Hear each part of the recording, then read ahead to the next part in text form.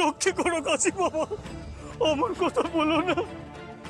মুখের ধর একটাই ছেলে আমার, তোমার পা ধরে আমি বলছি, এমন ভুল আর কখনো হবে না। এবারের মতো তুমি আমার ছেলেটাকে বাঁচিয়ে দাও। এই ওঠ, ওঠ হতচ্ছাড়া, ওঠ। কান খুলে শুনে রাখ, এই শেষবারের মতো তোর ছেলেকে আমি বাঁচাচ্ছি। এরপর যদি আমায় ফের জ্বালাতন করেছিস তাহলে আমি এই গাঁ ছেড়ে চলে যাব বলে দিলাম। একটু আয়ুর্বেদ নিয়ে শান্তিতে চর্চা করব বলে গায়ের এক পাশে এসে রয়েছে, তা সেই শান্তিতে আমায় থাকতে দেবেনি? আচ্ছা, কবরেজি কি আমার পেশা নাকি? হ্যাঁ, যত সব।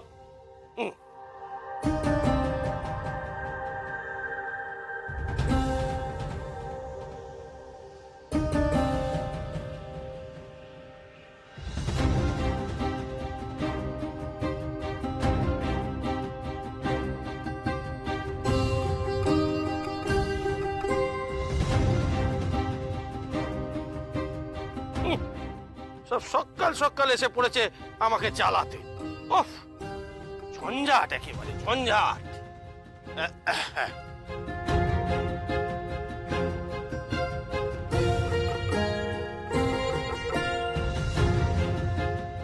নাও, এটা ধরো, তোমার ছেলেকে 4 বেলা দেবে, আজ থেকেই আরাম পাবে।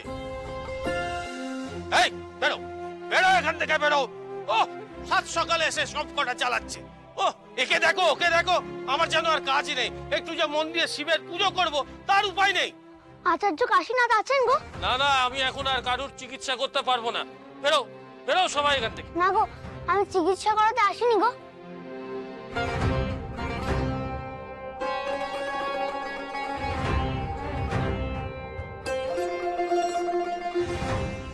কি করতে এসছো? চিকিৎসা করাবে না তো? এটাই বুঝি স্বর্ণপর্ণী গাছ? ও, গাছের নাম তো বেশ মুখস্থ করে এসেছিস। কি সুন্দর সোনালি আভা গো। এই এই, খবরদার, গাছে হাত দিবি না। কে রে তুই? না বলে কই উঠোনে ঢুকে পড়লি? বেরো, বেরো এখান থেকে। না না, আমি তোমার গাছের গায়ে হাত দেবো না গো। তুমি শুধু এই গাছ থেকে আমাকে একটা পাতা দেবে, তাহলেই হবে। না, হবে না। আমার গাছের পাতা আমি যাকে তাকে দেব না। এ পাতা এমনি এমনি পাওয়া যায় না, বুঝেছিস? যা, বেরো, বেরো এখান থেকে, যা। দোয়ায় তোমার, আমাকে একটা পাতা দাও না গো। এই পাতা না পেলে যে ছোট জমিদার মশাইয়ের প্রাণ আমি বাঁচাতে পারবো না। দাও না গো। ও, তুইও মরা হাজা বাঁচাতে এসেছিস? যা যা, ওসব আমার কাম্য নয়। আমার যে মিছে কথা বললি, তুইও তো চিকিৎসা করাতেই এসেছিস। কালীঘাটের আচার্য বলেছেন অশ্বিনী কুমার রায় নাকি একমাত্র মরা মানুষের প্রাণ বাঁচাতে পারে গো। বটে, কি বলেছে সে? অশ্বিনী কুমার দয় হলেন স্বর্গের বৈদ্য, আর তারা হলেন নকুলেশ্বর শিবের আশীর্বাদ ধন্য। কারণ একমাত্র অশ্বিনী কুমার দয় পারেন চিকিৎসার মাধ্যমে মৃত মানুষের মধ্যে প্রাণের সঞ্চার করতে।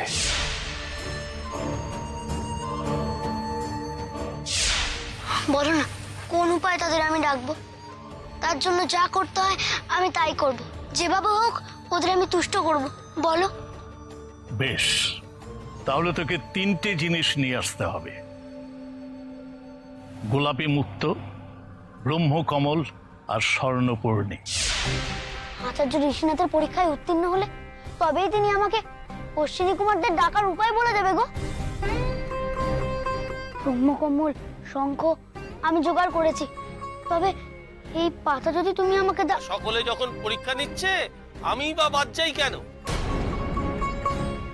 আমিও তোকে যাচাই করে দেখতে চাই তোর বুদ্ধির দৌড় কত দূর। যদি আমার পরীক্ষাতে উত্তীর্ণ হোস, তবেই ওই গাছের পাতা ছোঁয়ার অধিকার তুই পাবি। বলো, বলো কি পরীক্ষা দিতে হবে? দাঁড়া।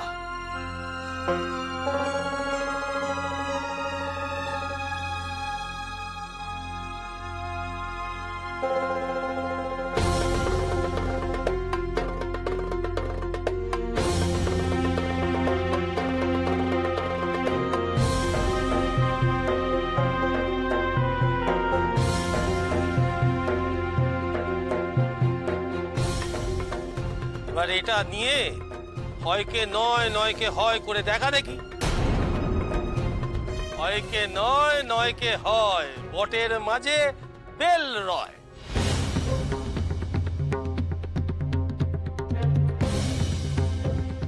এই বটফল দিয়ে তোকে বেল গাছ ফলিয়ে দেখাতে হবে। এটাই হচ্ছে তোর পরীক্ষা। যদি না পারিস তাহলে এই কুটিরের ত্রিসীমানাতেও যেন তোকে না দেখি। বেরো।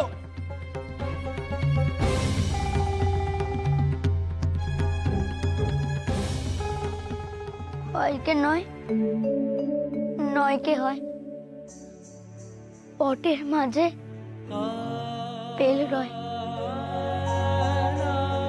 বট গাছের বীজ থেকে বেল গাছ জন্মাবে কি করে? এ যে অসম্ভব। এ আমি কেমন করে পারবো? গুরুদেব তো আমায় কখনো বলেনি এমনও হয়। এই পরীক্ষায় তো আমাকে হার মানতেই হবে। কালীঘাটে গিয়ে আমি মুখ দেখাবো কি করে? কি করে সহ্য করব গ্রামবাসীদের মৃত্যু যন্ত্রণা? কি করে সহ্য করব করালি দিদির কান্না? আমার যে মরে যাওয়া ছাড়া আর কোনো পথ নেই। মাগো, আমি গঙ্গায় ডুবে মরবো। মাগো, তোমার এই লোকনাথ হেরে গেল, হেরে গেল। আমি আজ তোমার কোনো অজুহাত শুনবো না। আমি কিছুতেই তোমাকে আজ বাড়ি থেকে বেরোতে দেব না। গিন্নি, গিন্নি, সারাদিন তোমার সামনে বসে থাকলে চলবে? আমার তো কাজকর্ম আছে নাকি? আর কাজকর্ম না করলে খাবো কি? আহ, কথা শোনা। উনি ভিক্ষে না করলে বুঝি আমি ওনাকে খেতে দিই? আর তোমার কাজ, তোমার কাজ আমার জানা আছে। এই ধর্মপুত্রকে নিয়ে বনে বাজারে পড়ে থাকবে আর নেশা ভাঙ করবে। কালকে কালকে তোমায় বৃষ্টি থেকে ধরে আনতে গিয়ে কিন্তু আমার বড্ড হ্যাপাপা হতে হয়েছিল। আমি তোমাকে বাড়ি থেকে বেরোতে দেব না। গিন্নি, গিন্নি, একটু বোঝার চেষ্টা করো। আর যদি আমি না যাই তাহলে অনর্থ ঘটবে। আরে বাবা, তুমি তো সব বোঝো। যার কাজ তারই করা উচিত, এর অন্যথা করা যায় না। বলছি তখন থেকে হাঁ করে দাঁড়িয়ে দেখছো কি? তাড়াতাড়ি চলো, এরপরে না গেলে মা আটকে নেবে। চলো তাড়াতাড়ি, চলো তাড়াতাড়ি। অনর্থ হঠাৎ এ কথা বললেন কেন উনি? আবার কি অনর্থ হতে চলেছে?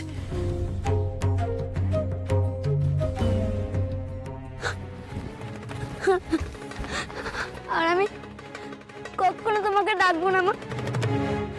তুমি একের পর এক পরীক্ষা আমার সামনে এনে ফেলছো।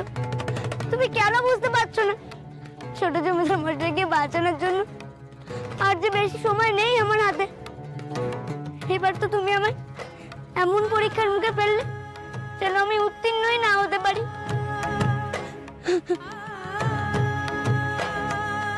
আমি হেরে যাওয়া দেখে তোমার এত আনন্দ হয়? বেশ, তবে আমি হার মানছি। তোমার কাছে আর আমি কোনোদিন ফিরে আসবো না। চলে ডুব দিয়ে মরবো আমি।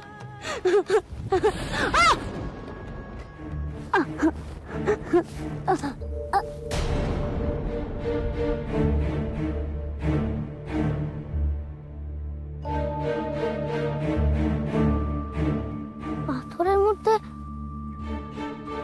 ফুল গছলো কি করে? জল নেই, মাটি নেই। ঈশ্বর, এই তোমার কেমন লীলা!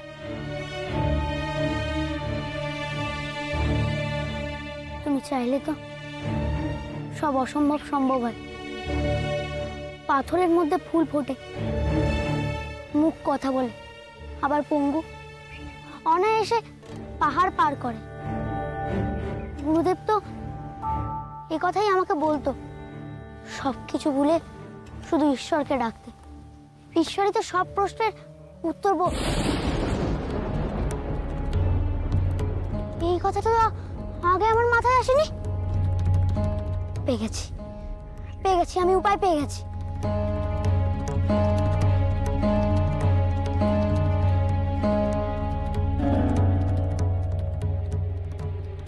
আচার্য কাশীনাথ, আচার্য কাশীনাথ, একবার বাইরে আসুন না।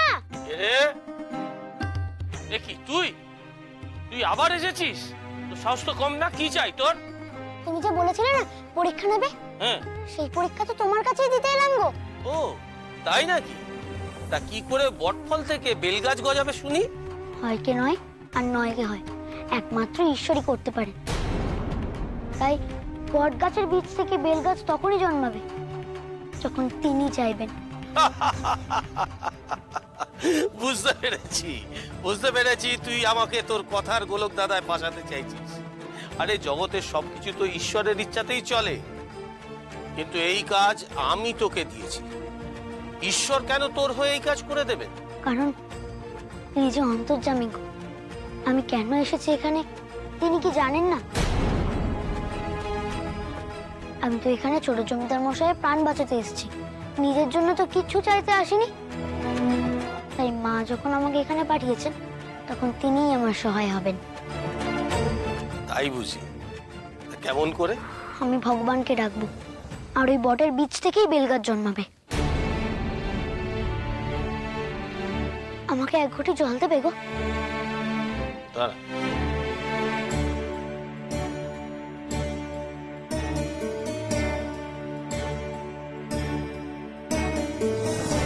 ধর।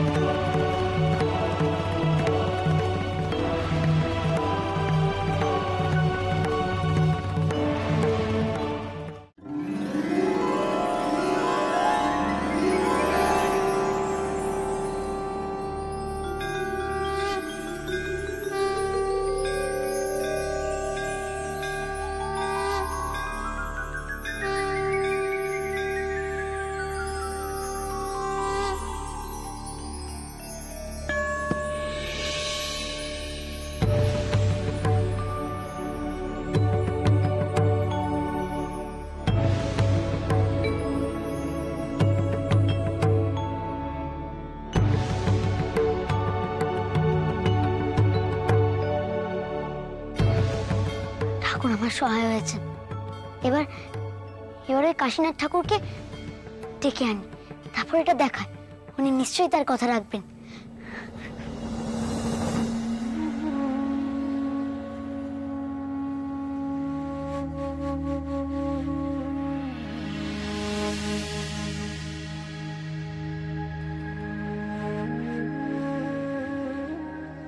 কাশীনাথ ঠাকুর, কাশীনাথ ঠাকুর, কাশীনাথ ঠাকুর কোথায় গেল? ও কাশীনাথ ঠাকুর, কাশীনাথ ঠাকুর কোথায় গেলে তুমি? শুনছো? কোথায় গেল সবকিছু? আর কাশীনাথ ঠাকুরই বা কোথায় গেল? কি এই সবকিছু কি মরীচিকা নাকি আমি স্বপ্ন দেখছি?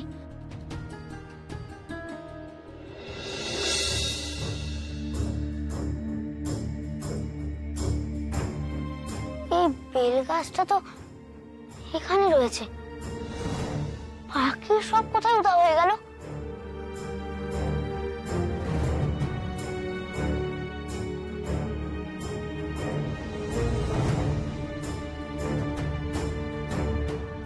না না, স্বপ্ন আমি দেখছি না। এই তো ব্রহ্মকমল, এই তো শঙ্খ। আমার তো স্বর্ণপর্ণী পাথরও দরকার। এই তিনটে জিনিস না হলে যে আচার্য ঋষিনাথ আমার কোনো সাহায্য করবেন না।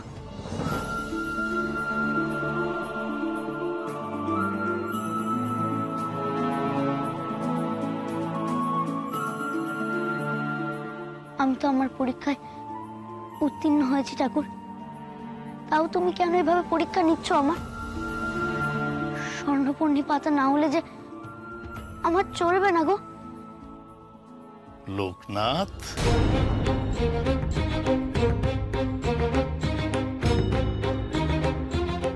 আচার্য ঋষিনাথ, তুমি এখানে?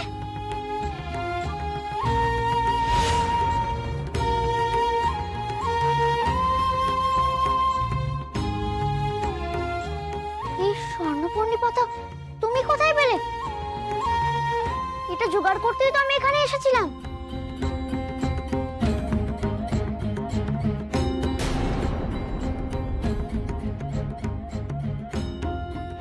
কাশীনাথ ঠাকুর, তুমি কোথায় চলে গেছিলে? আমি তো ইষ্ট নাম জপ করে চোখ খুলে দেখি সব কোথায় উধাও হয়ে গেছে। এসবই মায়া রে লোকনাথ, আমরা তোর পরীক্ষা নিচ্ছিলাম। মায়া? কিন্তু নিজের চোখে তো আমি সবকিছুই দেখতে পাচ্ছি। ব্রহ্মকমল, গোলাপি মুক্ত, পেটে নেওয়া শঙ্খ আমি তো নিজের হাতে জোগাড় করেছি।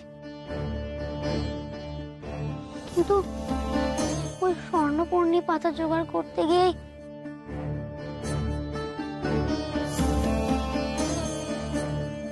তুই অসাধ্য সাধন করেছিস লোকনাথ। তুই যা এনেছিস তা সব সত্যি, কিন্তু যা ঘটতে দেখেছিস তার সবটাই ছিল মায়া। আমাদের দেওয়া পরীক্ষায় সাধারণ মানুষ কেন উত্তীর্ণ হতে পারে না জানিস? কারণ তাদের মধ্যে অবিচল ভক্তি, অকপট বিশ্বাস থাকে না বলে। কিন্তু তুই তোর অটল বিশ্বাসের জন্য সফল হয়েছিস, তাই আমরা বাধ্য হয়ে স্বর্গ থেকে তোর সামনে নেমে এসেছি।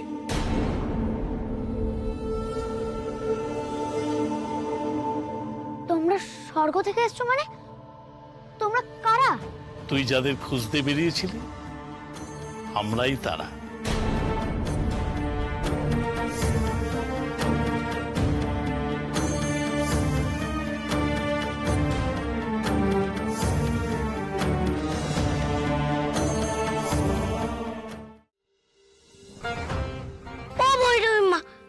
তুমি চোখ বন্ধ করে বসে আছো, লোকনাথের জন্য তোমার চিন্তা হচ্ছে না? মা, তুমি চলো না, আমরা একটু লোকনাথকে খুঁজি।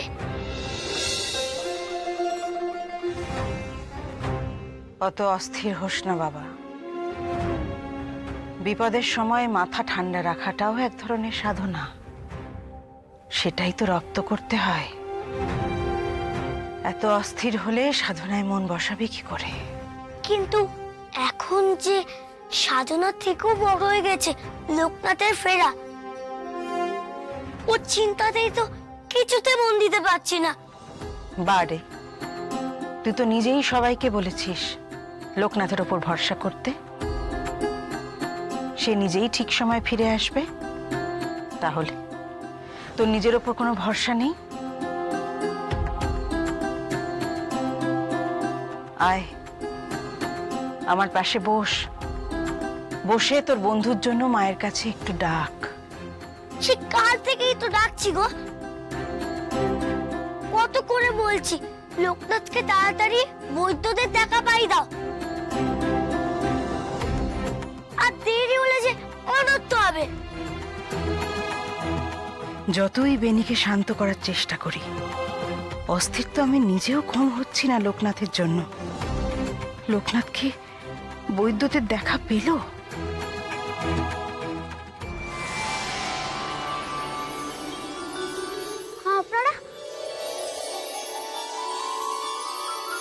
আপনারা সে সর্বশ্রেষ্ঠ বৈদ্য অশ্বিনী কুমার, আমার প্রণাম গ্রহণ করুন।